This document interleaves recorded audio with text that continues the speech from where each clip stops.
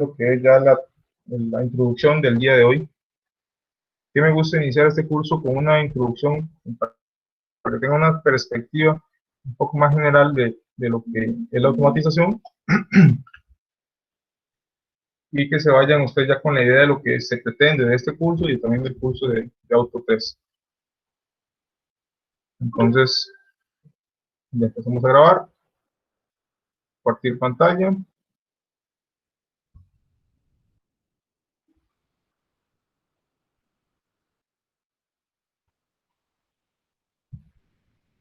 Y entonces, vamos a irnos al campus. Recordemos que en el campus el programa siempre va a estar acá al inicio. Es el curso de automatización industrial 2, del área de ingeniería eléctrica. Vamos a revisarlo rápidamente, ustedes lo pueden leer con más detalle. Vamos a ver los contenidos, en este caso la unidad 1 son variadores de frecuencia, eso vamos a trabajar con ellos la próxima semana, y también vamos a hacer una práctica con un simulador, y si después que esperamos ya volver a la presencialidad, ahí vamos a hacer una práctica con el PLC y con un variador también.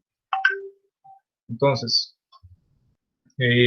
después de la unidad 1 pasamos a la unidad 2, que es funciones avanzadas del PLC. Entonces ya nos vamos a profundizar más con lo que es el PLC de Siemens.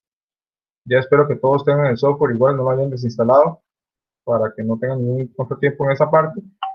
Y ahí vamos a hacer uso de varias funciones adicionales y vamos a programar en un lenguaje nuevo que se llama AWL, que ya ustedes lo escucharon nombrar el podcast pasado, pero ya en este vamos a utilizarlo por completo. Ya después pasamos a la HMI, que es la interfaz, la pantallita que vemos ahí en la pantalla, la HMI, la pantalla que normalmente vemos en el laboratorio, en algunos procesos industriales, y vamos a trabajar sobre ella para que ya ustedes puedan utilizar ambos, tanto el PLC como la HMI. Y ya por último vamos a tener una introducción en lo que es las comunicaciones industriales. No vamos a profundizar tanto en esto, porque en Auto 3, este es el curso Auto 3, ya se expande todo el tema de las comunicaciones, entonces esto va a ser como una introducción. Lo que es ya la evaluación, van a ser 2 parciales, va a ser prácticas en clase y un proyecto final que igual es en grupo, para total de un 100% de la evaluación.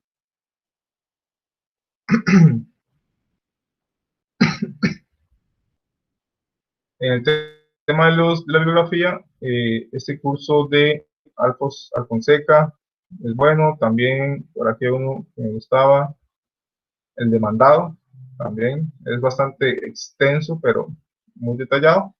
Todos esos libros, si pueden buscarlos, tienen la posibilidad de comprarlos o si no, descargarlos. Y este sería el cronograma del curso. Recordemos que estos cursos son más cortos, son de 12 semanas, pero igual nos da tiempo para cubrir todo el temario. Básicamente ese libro demandado es el más, como más, más importante o más completo para Sí, descargar. sí, es el más completo. Es bastante grande, ahí lo van a observar, pero sí es bastante completo. Ok, gracias. Después tenemos, en este caso, el cronograma, hoy la introducción, después pasamos a variables de frecuencia, y ahí seguimos con el resto de los temas hasta completar la semana 2. Eso sería el programa. No sé si hay alguna consulta o duda.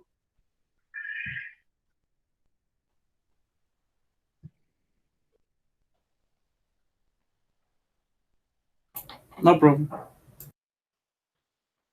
Okay. Entonces, vamos a irnos ya a lo que es la introducción. Es igual, no es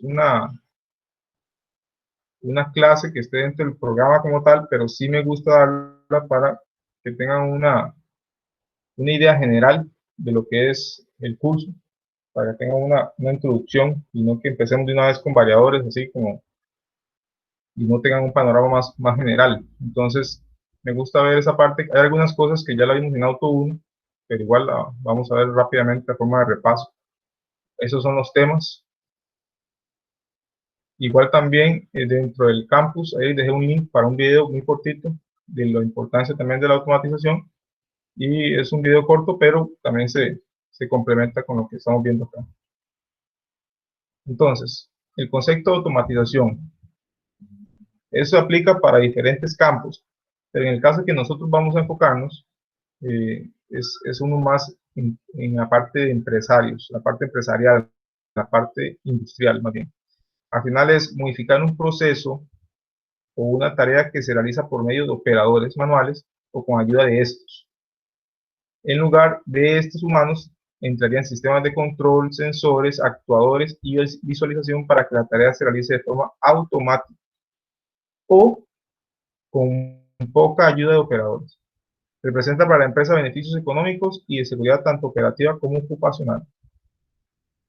Entonces, antes, hace muchos años, las tareas eran principalmente manuales y veíamos muchas veces esas grandes líneas donde estaban un montón de personas ir armando el producto, ir armando el elemento, los equipos, lo demás. Y era un proceso que, uno, tenía muchos errores, dos, tenía muchos accidentes o, en este caso, lesiones laborales, porque eran tareas muy repetitivas. Y a la vez, no eran tan rápidos el proceso de producción. Entonces, la automatización vino a garantizar una estandarización, una mejor calidad y una mejor salud ocupacional para los empleados. Claro está que también hay cuestiones negativas. Al automatizar un proceso ya no se ocupa la misma cantidad de personas y por lo tanto se producen despidos. Entonces, no toda la vida es buena, siempre tiene sus pros y sus contras. En este caso, la automatización tiene sus beneficios, pero también tiene sus desventajas. Aunque si lo ponemos en una balanza, son mayores los beneficios. ¿Cuáles son los objetivos de la automatización? Volviendo un poco a lo que estamos mencionando. Mejorar la productividad de la empresa. Ese es el objetivo último y es lo que busca el empresario. Mejor productividad, mayores ganancias. Porque reduce los costos de producción y mejora la calidad. Con la calidad se refiere no solamente a que es algo bueno, sino que también es estandarizado. Que el producto que se ejecutó o que se realizó hoy va a ser el mismo que va a ser mañana, va a ser el mismo de pasado mañana, va a ser el mismo dentro de un mes y dentro de un año. No cambia. Entonces, cuando hablamos de calidad, no solamente es sobre si es algo bueno o es algo malo, sino que es algo que está cumpliendo los estándares requeridos mínimos. Y, por ejemplo, el caso más típico es como la Coca-Cola. A usted la Coca-Cola le sabe igual, o normalmente, a menos de que pase algo extraordinario, le sabe igual hoy y le sabe igual dentro de un año. Cosa que no pasa si salen del país, la Coca-Cola a veces cambia ligeramente, pero también se mantiene de cierta forma el sabor. Entonces se mantienen esos estándares, cosa que no se podría hacer si fuera algo manual, porque siempre los seres humanos le echamos un poquito más o un poquito menos a la receta y al final varía un poco. Mejorar las condiciones de trabajo del personal, suprimiendo los trabajos penosos y a la vez mejora un incremento en la seguridad. Ya no hay esos trabajadores que tienen esas lesiones por trabajos repetitivos que eran típicas en los hombros, en los codos, en las muñecas, y ya no tienen que hacer esos trabajos porque ya hay una máquina que no se cansa, que no se fatiga y que al final le va a garantizar que no va a tener esas lesiones a futuro. Realizar las operaciones imposibles, ya sea en control intelectual o manualmente. Hay veces que hay procesos que se requiere que el control actúe tan rápido para que regule que un ser humano no podría llevarlo a cabo porque intelectualmente no tiene la velocidad para ejecutar las operaciones o porque también le es muy difícil desplazarse y cumplir con esos puntos. Por dar un ejemplo, la planta térmica Garavito, en la que yo trabajé hace muchos años, bueno, trabajé muchos años, no sé mucho, ahí hay 11 unidades, 11 motores enormes, que son los que se encargan de producir electricidad, pero únicamente ocupan de 4 operadores para poder trabajar las 11 unidades. Eso, si fuera un proceso no automatizado, se requerirían al menos unas 30, 40 personas para poder operar esas 11 unidades de forma de que se pudiera hacerlo manual, que se puede hacer, pero obviamente no es la idea. La idea es que en este caso sea la producción más económica para la generación de electricidad. Entonces, es imposible o casi imposible para ciertos procesos muy complicados que un humano lo haga. Entonces ya ahí tiene la necesidad o el requerimiento de que sea automático, que sea un PLC, un controlador que lo ejecute. Otro punto es mejorar la disponibilidad de los productos, pudiendo proveer las cantidades necesarias en el momento preciso. Cuando yo tengo un proceso automatizado, yo sé cuánto me produce esa línea. Yo sé que me produce 100 elementos por día. Entonces yo puedo llegar y pronosticar cuánto me va a producir en un mes, cuánto me va a producir en 2 años, cuánto me va a producir. Mientras tenga los insumos, yo puedo llegar y prever las cantidades que voy a producir. Entonces eso me garantiza también la automatización. También simplificar el mantenimiento de forma que el operario no requiera grandes conocimientos para la manipulación del proceso productivo. Eso es algo que se daba mucho hace años. En ciertas plantas, puede que existan todavía, hay procesos que no están automatizados y que requieren una gran cantidad de ajustes o de mañas para que la máquina trabaje de forma correcta. Entonces, existen esos famosos gurús, o esos operadores gurú, que solo ellos la saben operar. Entonces, si esa persona se va a vacaciones, se incapacita o renuncia a la empresa, va a significar un problema serio para la empresa, porque la máquina no funciona de la forma que el operador le conoce las manos. Entonces, eso genera problemas y por eso la automatización lo que busca es que sea un proceso sencillo, que la manipulación sea mínima y que el operador esté ahí para hacer cambios menores o ojalá no ser mucho, sino nada más que estar vigilando que vaya saliendo todo bien y pequeñas acciones, pero que no requiera de grandes conocimientos para la operación de la misma. Y también lo último, que está ahora muy de moda con el tema de la industria 4.0 y demás, que no es un tema nuevo, pero sí está muy vigente hoy, es integrar la gestión con la producción. Es que yo tenga mi planta conectada, todos mis productos, yo tengo un historial de todo, desde que se empezó como materia prima hasta que finalizó. Tengo los datos de la eficiencia de cada máquina, tengo los datos de los tiempos de parada, tengo los datos de tiempo de máxima eficiencia, tengo todos los datos y de esa manera puedo hacer una buena gestión entre el mantenimiento y la producción. Entonces, la automatización es vital ahí y la parte de comunicación para lograr esa integración. ¿Ok? ¿Alguna duda hasta el momento? Creo que no. Ok, perfecto. Entonces, Profe, una pregunta. ¿Y para el primer examen vamos a ver teoría? ¿O va a ser enteramente práctico? normalmente es más práctico, este curso es más práctico que teórico, pero igual puede haber un poquito de teoría, ¿sí? Entiendo. Entonces, con el tema de la arquitectura, el cuatrimestre pasado vimos y nos enfocamos más aquí, en la parte de dispositivos de campo, y empezamos a ver un poquito lo que era logo y el PLC. Ya en este vamos a entrar nomás acá, en la parte de los automatización, la parte de HMI, variadores y demás. Y en el Auto 3 vamos a entrar un poco más acá, vamos con estos puntos altos. Entonces, para que ustedes tengan una idea de ese proceso que es paulatino, donde primero vemos los dispositivos de nivel 0, que son sensores, actuadores, lo que son contactores, todo eso que vimos.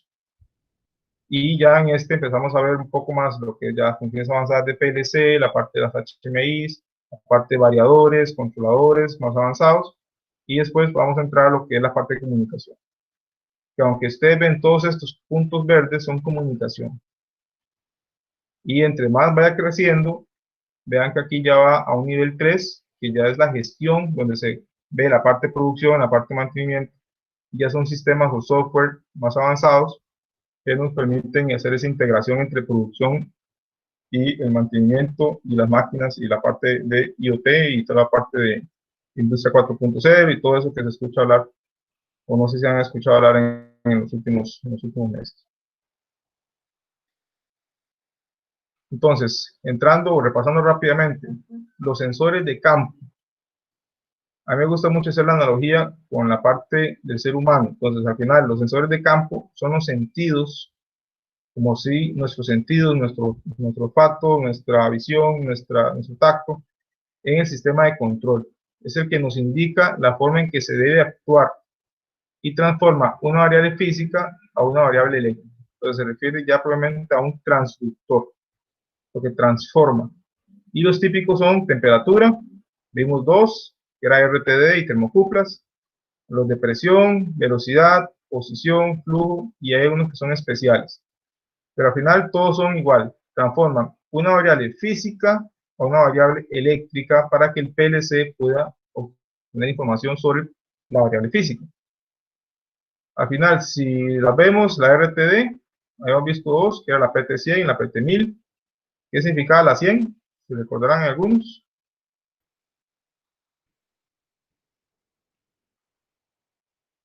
¿Cómo, profe? En el código PT100, ¿qué significa la 100 de la RTD?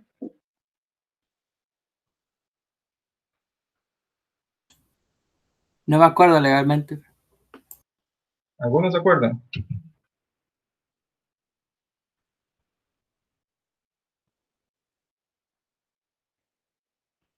Era algo como la resistencia, no, no. Es que casi no me Ajá, acuerdo, profe. sí, era la resistencia que tenía a 0 grados. Recordemos que este sensor es para medir temperatura. Entonces, el PT100 lo que indica es que es positivo y que va aumentando la resistencia como va aumentando la temperatura. Pero que a 0 grados centígrados vamos a tener 100 ohms. En el caso de la PT1000 vamos a tener 1000 ohms. Después teníamos la termocupla, que era formada por dos metales distintos, que produce un voltaje con una diferencia de temperatura. Y estas eran para rangos más grandes, era para rangos de menos 250 hasta 1100 o 1400 grados centígrados. Pero tenían un mayor error, pero eran más baratas que las RTDs. Las RTDs tienen la capacidad, que son más precisas, pero no tienen ese rango tan amplio, son para valores más pequeños, cerca o menos de 400 grados. Los de presión, que son estos típicos sensores, típicos transductores, que lo que hacen es convierten la red física de presión, normalmente se utiliza para agua, para algún fluido, para vapor, para gases. Por ejemplo, pasa una variable de 0 a 10 bar, o de 0 a 16 bar, o de 0 a 10 PSI, dependiendo de los rangos. Entonces, ellas transforman eso a una variable eléctrica que normalmente es de 4 a 20 mil amperios o de 0 a 10 voltios. Y con eso podemos leer con un PLC, podemos leer la presión que hay en una tubería o la presión que hay en algún tanque o en algún sistema cerrado. Entonces, esto que está enroscado es donde se conecta a la tubería o al tanque, y aquí sale la señal eléctrica que va a la entrada del PLC para que esta sea interrogada por el mismo y ya pueda entonces controlar el proceso de acuerdo a la presión.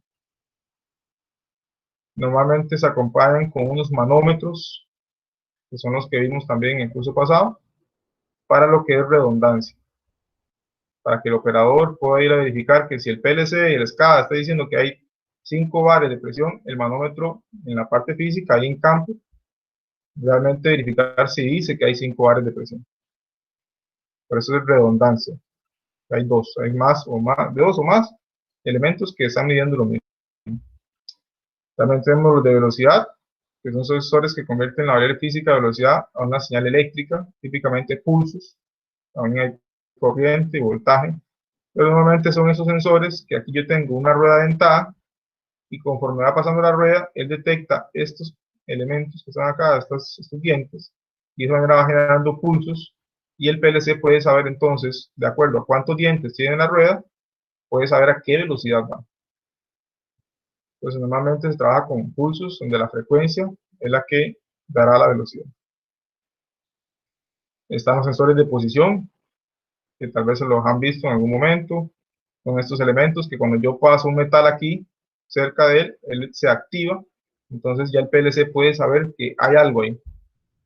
Dependiendo del objeto, pueden ser inductivos o pueden ser de otro tipo, capacitivos, o pueden ser también ópticos, o pueden ser resistivos, ultrasónicos, de diferentes tecnologías que me permiten detectar si hay algo acá. Normalmente son discretos, pero también hay sensores que son proporcionales, entonces me pueden decir que está a 10 centímetros, o que está a 20 centímetros, o que está a 1 metro el objeto, dependiendo de la tecnología, yo lo puedo tener de esa manera u otra. Entonces, esos son los de posición. Pero estos no activan ninguna acción, profesor, esto nada más nos dan una distancia, por decirlo así. Los proporcionales son los que dan una distancia. Entonces el PLC, vamos, aquí puede estar un objeto a 20 centímetros. Entonces manda una señal, digamos que de 5 miliamperios. Entonces llega eso al PLC, el PLC hace una conversión y ya sabe que esos 5 miliamperios equivalen a los 20 centímetros. Si el objeto se aleja, esos miliamperios aumentan, y si el objeto se acerca, esos miliamperios disminuyen. Entonces de esa manera el PLC se da cuenta si el objeto se acerca o se aleja. Okay. Y los que son discretos son on-off, es o está el objeto o no está. Entonces, o está activo o no está activo. Entonces es una simple entrada digital. Ok, entonces en el momento que el objeto pasa, el sensor se activa, pero él podría Cuando, mandar una señal para que, no sé, por ejemplo, el proceso pare. ajá, correcto. Cuando hay un objeto acá y el objeto no debería estar ahí, digamos, entonces él genera un pulso, bueno, se activa, genera una señal, pasa de 0 a 1, y el PLC entonces puede leer eso y mandar a parar la banda o mandar a parar el proceso. Eso es cuando son discretos. Ok, entiendo. Perfecto. Hay muchos de esos que son para seguridad, como tú mencionas, pero se utiliza mucho lo que son los ópticos. Son unas barreras ópticas que lo que hay normalmente es un LED que emite, un emisor y un receptor, que cuando algo se atraviesa entre esos dos, por seguridad, manda a parar todo. Entonces se ve mucho esas barreras en los brazos robóticos. Entonces, o en algunos procesos que puede causar que golpee a un operador, a una persona, entonces se ponen esas barreras para evitar cualquier accidente laboral. También tenemos los sensores de flujo, que son los que nos permiten leer la cantidad de fluido que atraviesa una tubería. En este caso, este es del tipo Coriolis, que es másico, que son los más caros. Uno de estos puede andar entre los 10.000 a 15.000, dependiendo del tamaño de la tubería, hasta 20.000, 30.000 dólares. Entonces son elementos muy caros. También hay unos más baratos que vimos en el curso pasado, que eran los de turbina, que eran los que usa la IA, que casi todos los tenemos en nuestras casas. Y hay otras tecnologías ahí que también mencionamos en el parte pasado, que van a depender de acuerdo a la aplicación. Y los sensores especiales son como estos detectores de humo. Bueno, este es un sensor óptico, adentro tiene un sensor LED, un emisor y un receptor, que cuando el humo entra, entonces ya esto se ve un poco obstruido, entonces de esa manera activa, manda la señal al panel de sistema contra incendios para que avise de que hay humo. Pero también hay de viscosidad, hay para densidad, hay para neblina, aceite, hay para gases, hay un montón. Sensores, hay una gran cantidad, dependiendo de lo que ustedes quieran medir, ahí se podría conseguir uno, dependiendo, no es para cualquier cosa, pero sí para la mayoría de las cosas industriales ya hay un sensor que lo puede medir de forma directa o forma indirecta y de esa manera controlar el proceso. Entonces, ya terminando los sensores, que es los que nos permiten sensar, y lo que le permite al PLC sensar el proceso, ya cuando él sensa, cuando él ve las cosas, él ocupa actuar sobre eso. Y para eso están los actuadores. En los actuadores que también vimos el cuatro pasado, vimos los relés y los contactores, y también mencionamos, creo, los drivers y los motores, y las electroválvulas. Entonces, al final los actuadores son los elementos que van a actuar, que van a ejecutar las acciones en el proceso y de esa manera poder controlarlo. Entonces, típicamente, por darles un ejemplo, si yo tuviera que hacer el control de un horno para que caliente algo ahí, unas bobinas o lo que sea, yo voy a activar, voy a sensar con una RTD la temperatura del horno. Y de acuerdo a eso, el PLC va a tomar acciones y va a activar los relés y los contactores.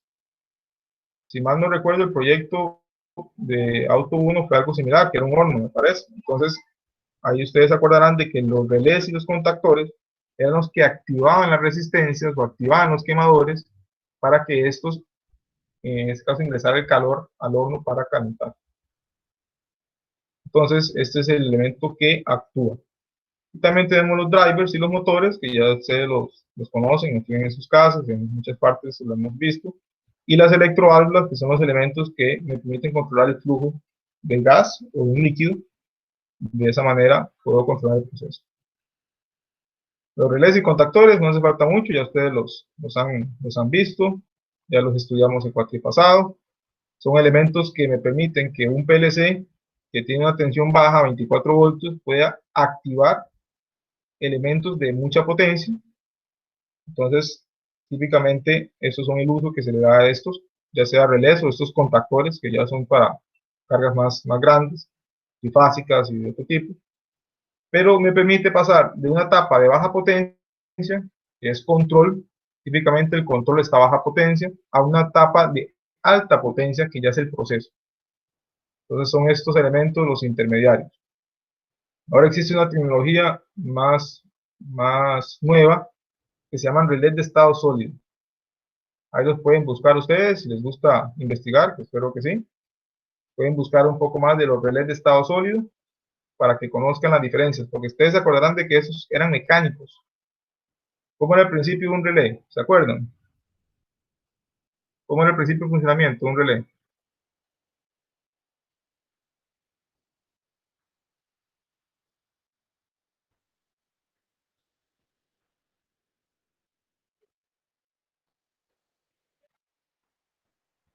Ah, muchachos. Cuando se mandaron la señal de él, automáticamente se abría o se cerraba el circuito, ¿no? Ajá, pero era bajo un principio, ¿qué tipo? Era un bobinado, el bobinado que hacía.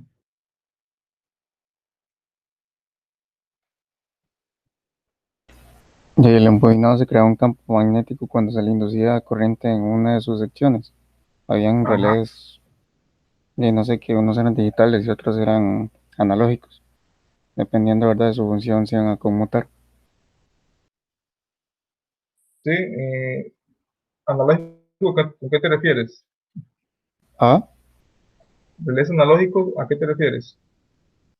eran esos y los más básicos, digamos, los que se les inducía una corriente y cuando el campo magnético, bueno, se inducía una corriente, digamos, se creaba como Ajá, una un campo acción. magnético, Ah, sí, un campo magnético, y este producía que se desplazara.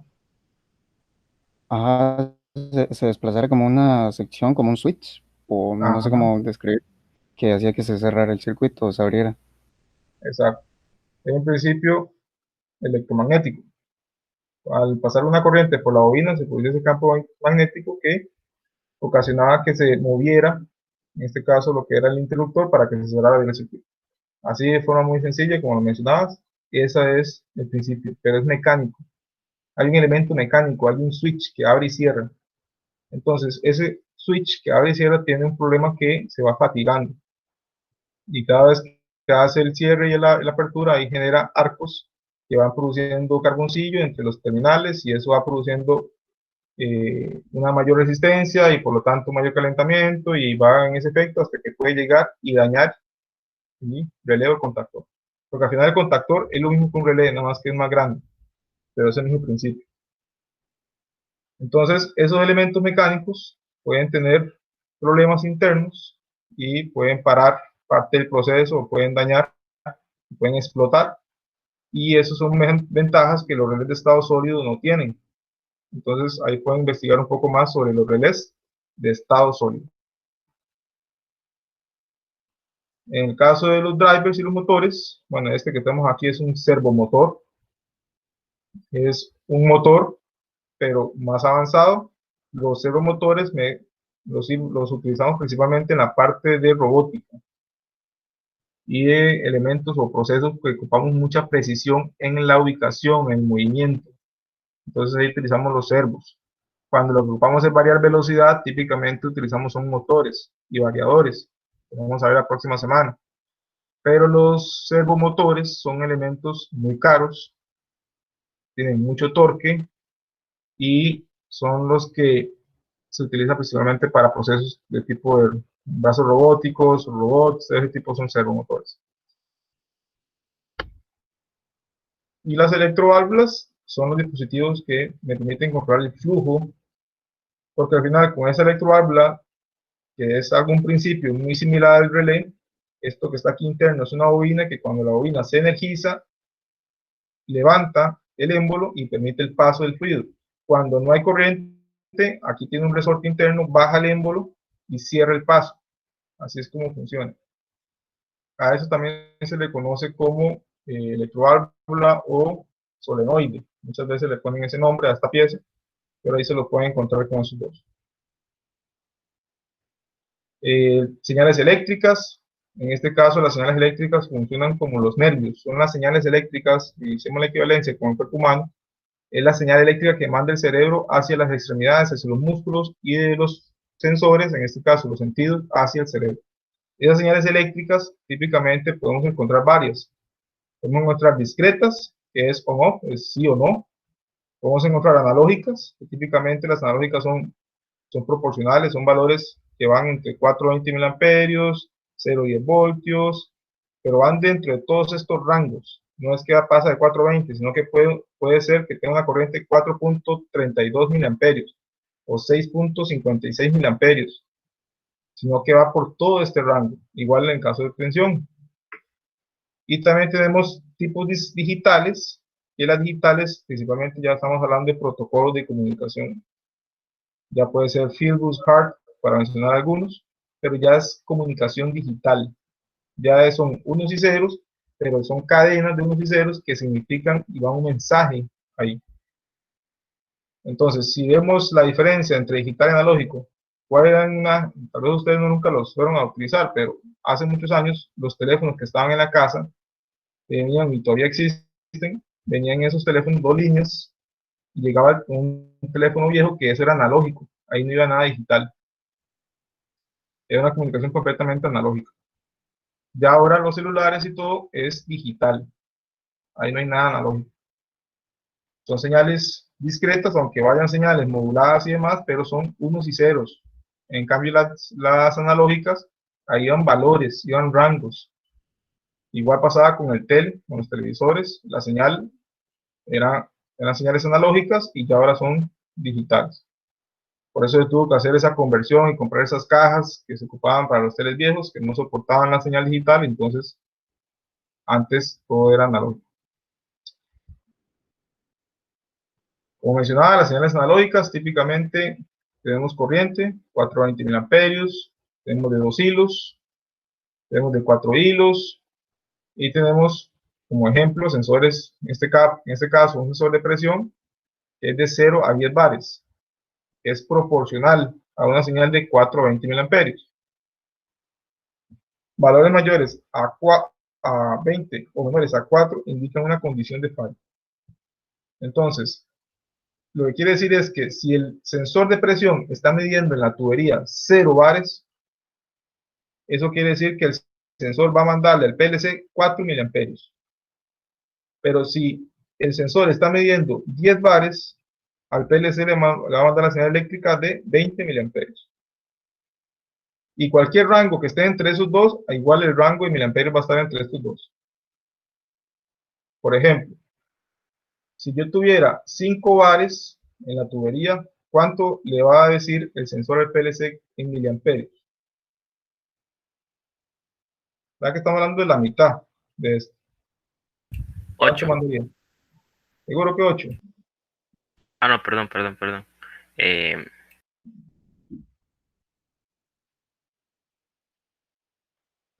12.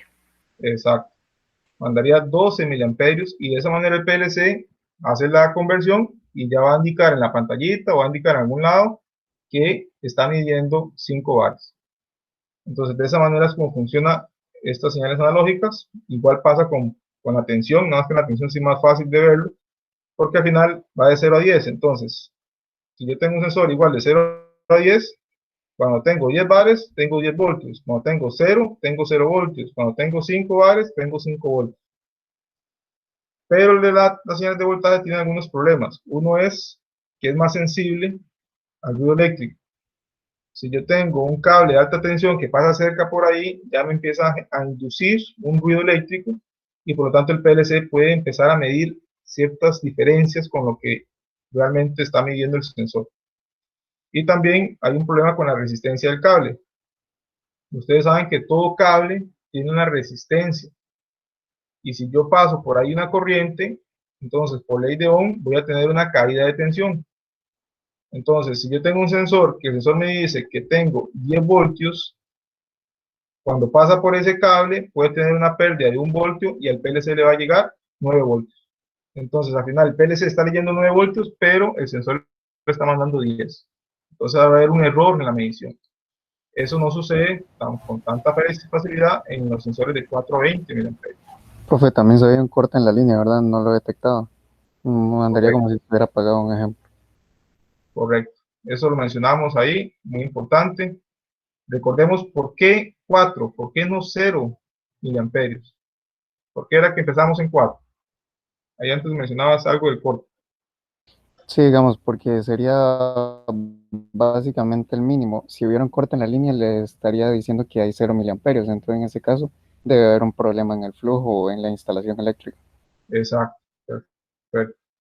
Como dice el compañero, recordemos que si yo manejara de 0 a 20 miliamperios y se corta el cable o hay una falla en el sensor, 0 miliamperios sería un valor válido.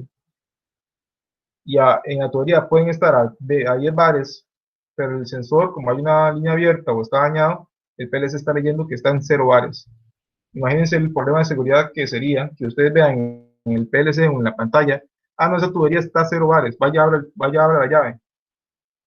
En eso sería un posible accidente o una posible falla. Entonces, por eso es importante conocer estos detalles. Y la frecuencia típicamente se usa para sensores de velocidad y flujo, como ya vimos. Normalmente ese es el uso típico en la parte de frecuencia, pero igual tienen el problema del ruido eléctrico. Como es tensión, como son pulsos de tensión, hay que evitar en la medida de lo posible, ojalá un buen cable que vaya con su cobertor, que vaya bien aterrizado, que vaya bien apantallado, para que ningún ruido eléctrico lo afecte, que vaya a producir problemas en la medición del PLC. Entonces, con las señales digitales, ya pasándonos a la parte digital, ya vamos a los protocolos de comunicación.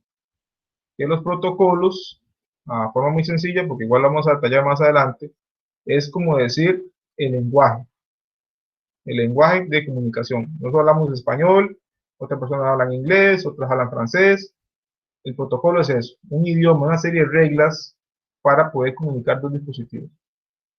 Pero normalmente es un solo bus, son protocolos estandarizados, que son robustos a interferencias electromagnéticas, porque ya van cables ya diseñados para eso, y permiten comunicar más información con mayor precisión. Son más complicados de configurar, porque ya las personas tienen que tener una mayor capacitación para poder utilizar estos protocolos. No es el típico dos cablecitos donde yo mando una señal de 0 voltios que puedo utilizar el tester para ver si está bien o no, sino que ya ocupo más herramientas, ocupo ya más software, ocupo más capacitación, y ejemplos de ellos son Fieldbus y HART. Pero como lo mencionaba, o no sé si lo mencionaba el cuarto pasado, cuando yo tengo señales digitales, tengo la ventaja de que puedo dar más comunicación. En el caso, si lo comparamos con este analógico, igual con el ejemplo del sensor de presión de 0 a 10 bares, yo por esa señal de 2 hilos o de 4 hilos, que son 2 cables o 4 cables, yo puedo mandar únicamente el dato de la presión, pero no puedo mandar más información. En cambio, con sensores, con señales digitales y con sensores que acepten ese tipo de señales, yo puedo mandar la presión, puedo mandar la temperatura, puedo mandar si hubo picos altos, si hubo picos bajos, o valores bajos, puedo mandar mucho más información de la que únicamente podría mandar una señal meramente analógica. Y también, como dice acá, un solo bus para varios sensores de campo. Entonces, con un solo cable yo puedo ir conectando diferentes sensores. Obviamente, cada sensor tiene su identificación y de esa manera yo puedo garantizar que con un solo cable puedo comunicarme hasta con 100 o más sensores y no ocupo más. En cambio, con señales analógicas, yo ocupo para cada sensor un par de cables o 4 cables, dependiendo de la configuración que esté usando. Entonces, requiere más cables, pero y al final es una por otra. Sistemas de protección. Bueno, antes de seguir aquí, no sé si hay alguna consulta con eso que acabamos de ver, porque sí es un temita un poquito de técnico, pero no sé si hay alguna consulta como tal. Sí se entiende, pero está un poquito confuso eso. Bueno, no me lo imagino ahorita a la hora de programarlo, pero ahí sí se entiende. Sí, ahí a la hora de programarlo no es tan complicado como parece. Hay veces que las cosas se ven más complicadas a primera vista que realmente como son. Porque a nivel industrial, ya los fabricantes han hecho que para los que somos programadores de PLCs y HMI y demás, facilitan mucho la implementación. Lo que buscan en este caso la gente como Siemens, la gente como Allen Bradley, como Omni y demás, es facilitarte la tarea de programar el PLC, de programar los protocolos, de programar las diferentes comunicaciones. Pero igual es algo que vamos a verlo al final de este curso y en Auto 3, la parte de comunicación. Algo que sí mencionamos en el cuatrimestre pasado son los sistemas de protección. Son los elementos que protegen a los actuadores, a los sensores y al sistema de control. Son estos elementos, ustedes pueden encontrar algo similar a estos o con ciertas diferencias, pero son muy similares, que lo que hacen es evitar que si hay un corto o hay una sobrecorriente o hay algún problema en la carga, que ese problema continúe, sino que ellos lo que hacen es, ven algo y abren. Es el mismo principio de los breakers que tienen ustedes en su caja breaker, mal llamada, centro de carga, en que tienen cada uno de sus casas. Es el mismo principio. Si ustedes hacen un corte en algún toma, el breaker, si está bien, se dispara. Igual pasa con estos, nada más que estos ya son para aplicaciones industriales. Entonces, ¿cuáles son los típicos? Los guardamotores, tenemos los de breakers, tenemos fusibles, que normalmente se utilizan a las salidas del PLC, que los fusibles, ya en algún momento ustedes tuvieron que haber visto alguno, ya sea porque se les quemó algo y tuvieron que cambiar el fusibilillo. Muchas veces los que conocemos son de estos como de vidrio, como de cristal, que tienen un filamento. Esos son los famosos fusibles, pero los fusibles cuando una vez se queman, ya no sirven para nada, hay que botarlos y hay que instalar unos nuevos. Los guardamotores y los breakers, sí. Cuando se disparan, simplemente yo reseteo y vuelven otra vez a funcionar. Entonces ustedes me dirán, ¿para qué usamos fusibles? Si una vez que se dañan, ya tengo que botarlos. ¿No sale más rentable tener guardamotores o breakers? ¿Qué creen ustedes? Más rentable un breaker, ¿no? Ellos lo usan más. Sí, pero entonces, ¿por qué todavía se sigue usando fusibles?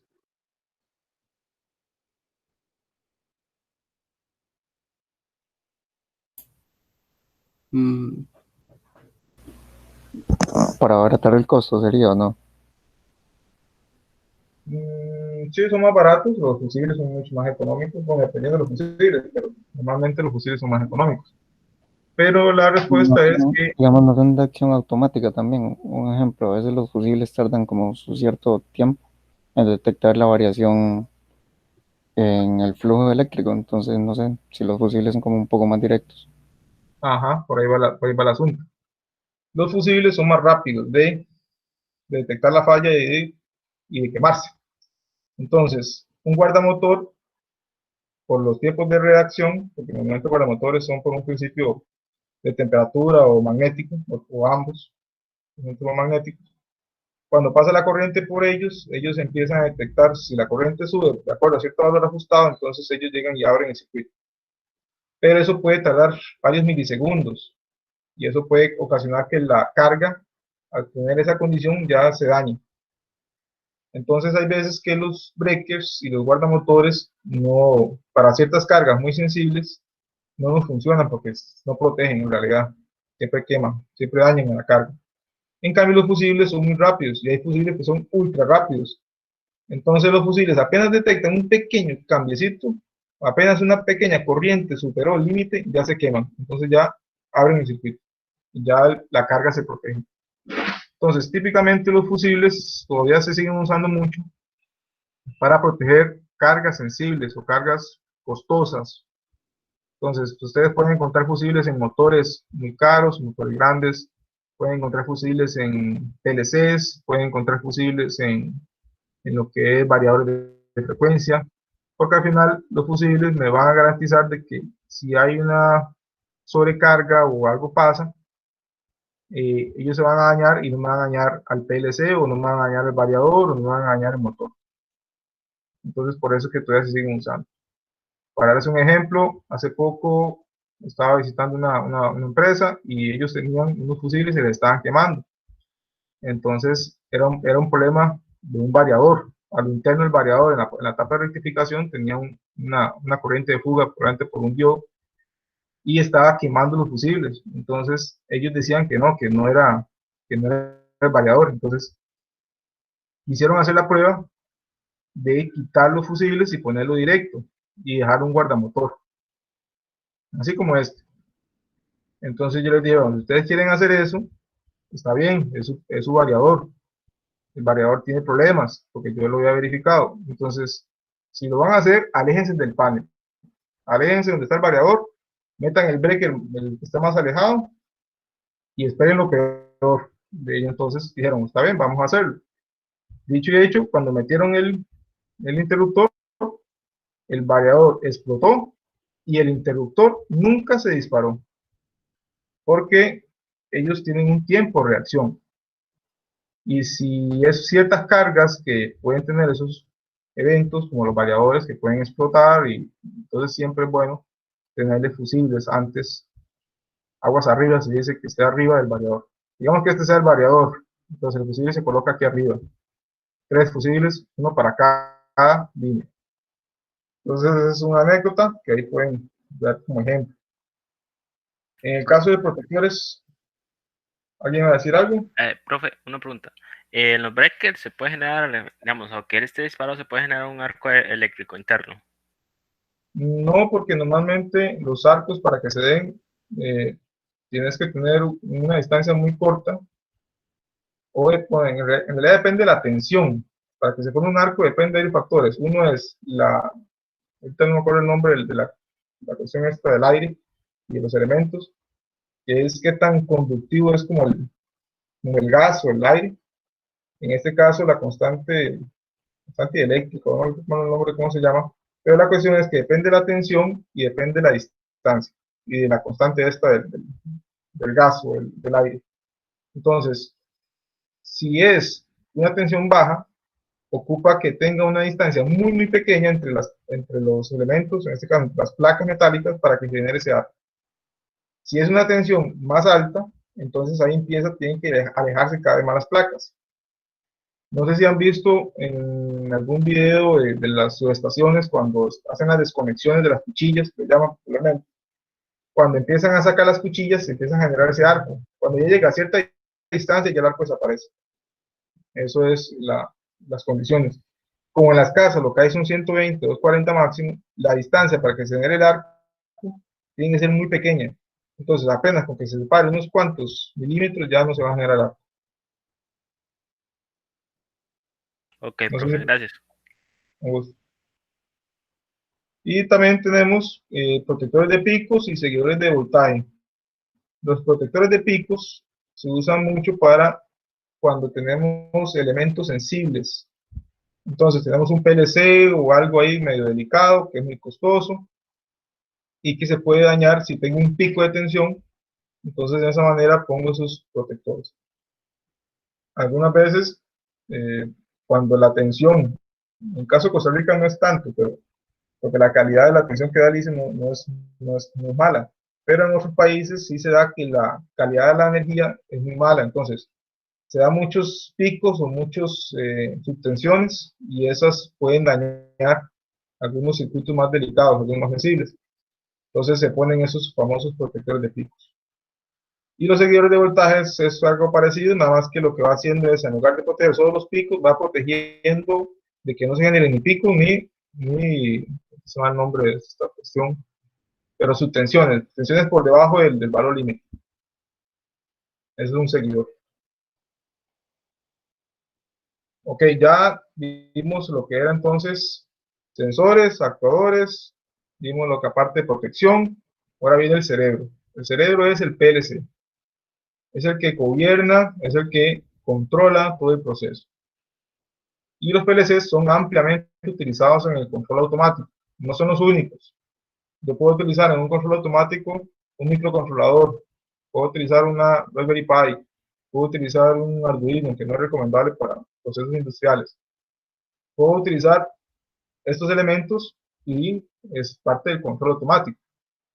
Pero normalmente para la industria el PLC es el más utilizado. ¿Por qué? Porque tiene muchas facilidades para programar, tiene una gran robustez, es escalable porque yo le puedo agregar y ir metiéndole módulos de entradas y módulos de salidas, es modular, puedo ir ampliándolo y es muy versátil en la mayoría de los casos. Entonces, el PLC es el rey en la parte del control automático.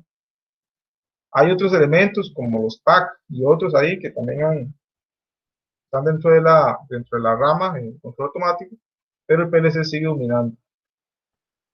En la actualidad los PLCs tienen altas capacidades de procesamiento, no se comparan a una computadora, no es el objetivo, pero sí tienen comparados con los PLCs iniciales, tienen muchas capacidades, pueden realizar cálculos aritméticos complicados, así como controladores PID, que eso ustedes lo van a ver en un curso más adelante, llama control automático. No es este control, sino que es sobre estos controladores de PID, que son para regulación, es proporcional, integral, derivativo, pero ahorita nada más sepan que existen, pero no se preocupen tanto por ellos, porque más adelante lo van a ver. Pueden haber diferentes tipos de arquitecturas. Normalmente existen el control distribuido y el control centralizado. Creo que esto algo lo hablamos el cuatrimestre pasado, ¿cierto?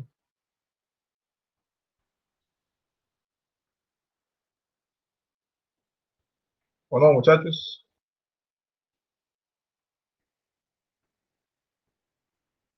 Sinceramente no me acuerdo ahorita, profe. Vamos a repasarlo rápidamente. El control distribuido es donde yo tengo varios PLCs, los cuales cada uno tiene funciones muy específicas, donde típicamente hay un PLC maestro o primario, que es el que orquesta todo.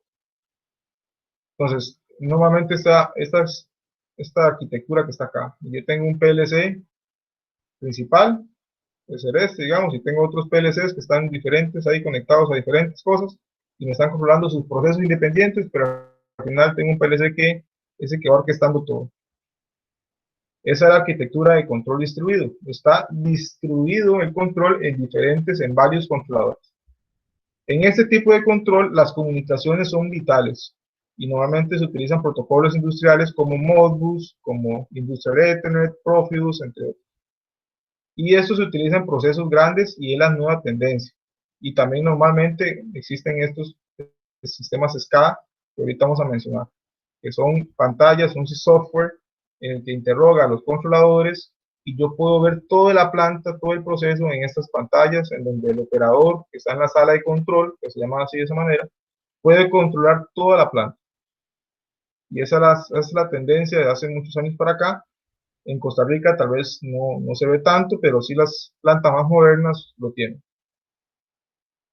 Entonces, si pueden ir o hacen una visita más adelante a empresas como Lice, como Sardimar, como, bueno, Alimentos por Salud, como Pacasa, esas empresas como Cemento Fortaleza, todas estas empresas de la zona, y también las que están en otras latitudes, todas esas tienen sistemas SCADA, unas en mayor medida y otras en menor medida, pero todas ya tienen sus sistemas SCADA y su control es principalmente de ese tipo distribuido. Y también está el control centralizado. El control centralizado es todo se hace con un único PLC. Entonces, son plantas normalmente pequeñas, no son procesos muy grandes, sino que son procesos pequeños, o procesos que son independientes, que no ocupan comunicarse con nadie, son procesos aislados. Entonces, tengo ese control centralizado. Entonces, no tiene más que eso. Y no posee SCADA, típicamente lo que tenemos es una HMI, ahí para que el operador esté introduciendo datos y esté viendo cómo está trabajando todo. En los protocolos de comunicación, como hablamos antes, ampliamente utilizados, son para comunicarse con distintos elementos de control, como los PLCs, las HMIs, los sistemas SCADA. Tienen una característica porque son muy robustos y tienen mucha confiabilidad. El tema de confiabilidad, tal vez no les suene tanto a ustedes ahorita, pero es como la confianza de que sí va a funcionar, de que sí trabaja bien. Cuando yo tengo mucha confianza en algo es porque siempre me da la talla, siempre está funcionando de la forma correcta.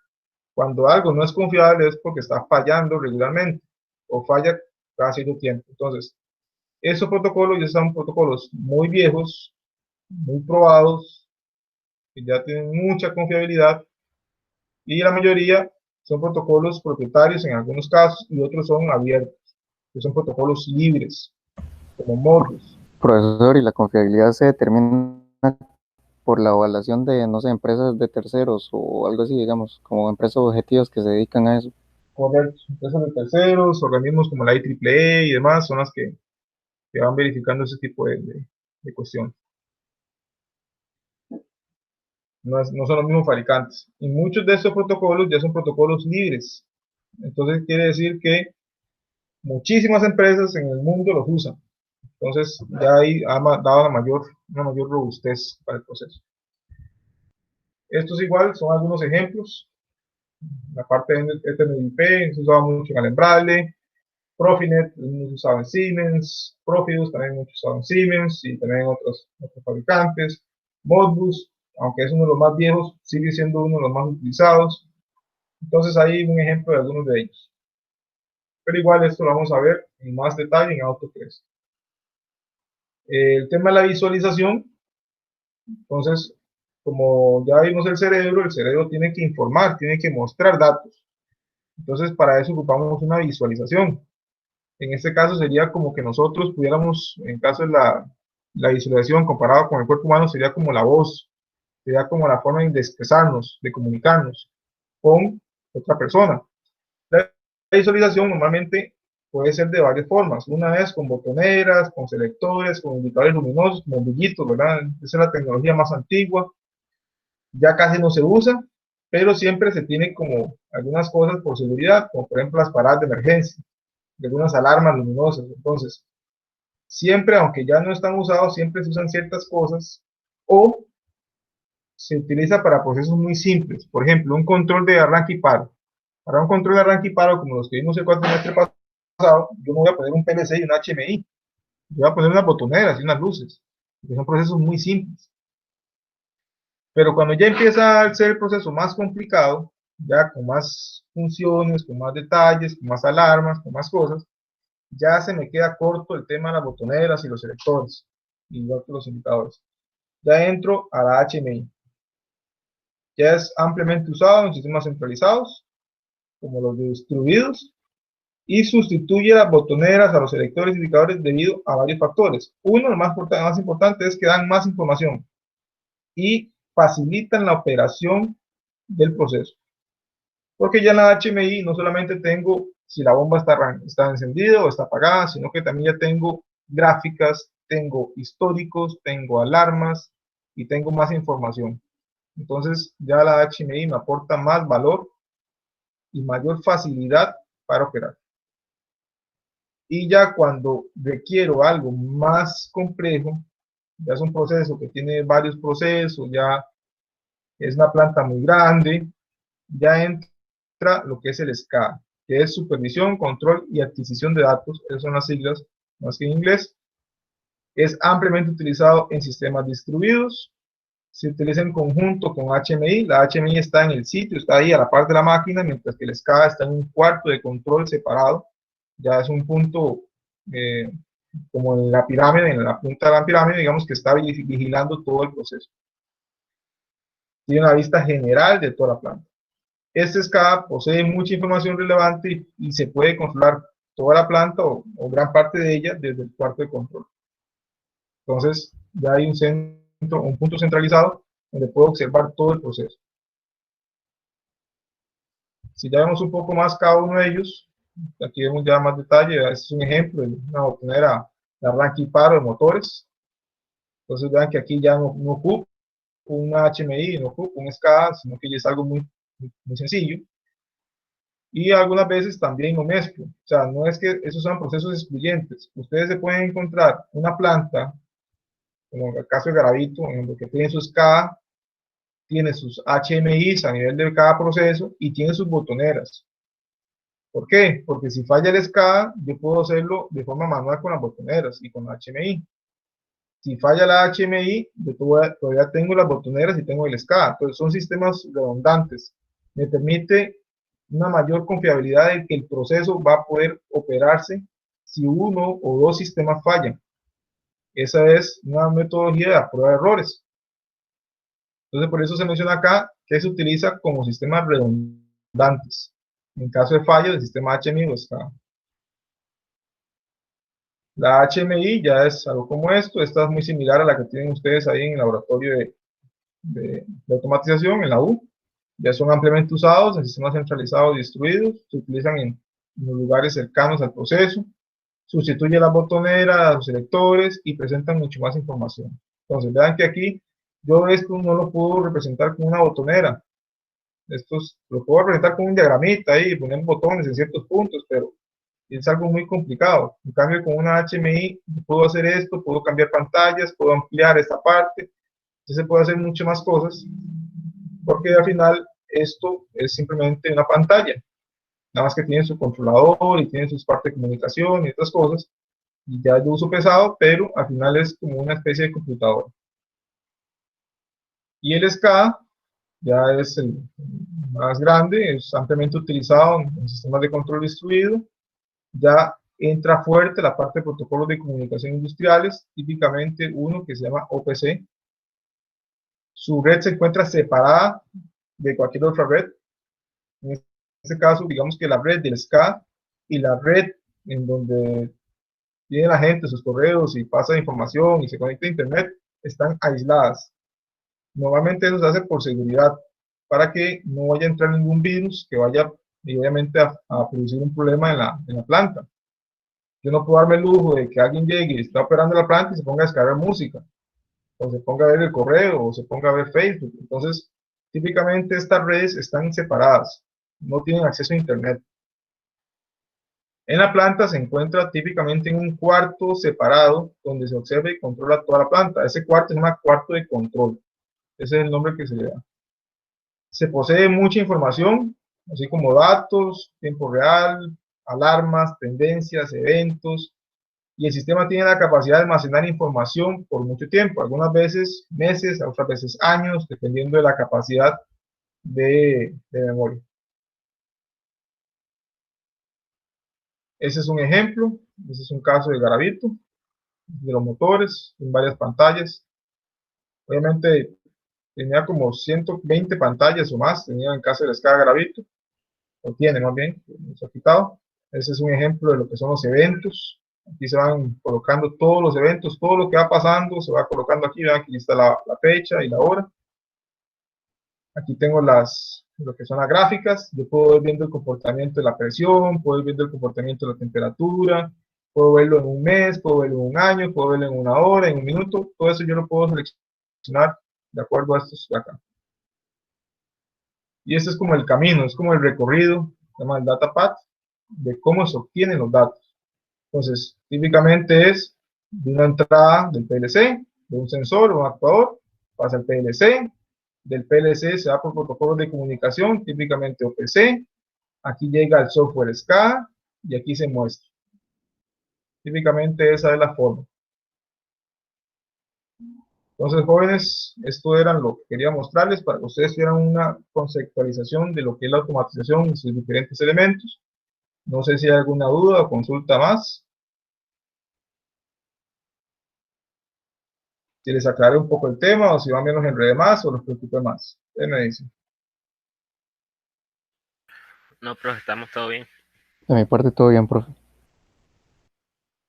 Ok, perfecto, muchachos y señorita.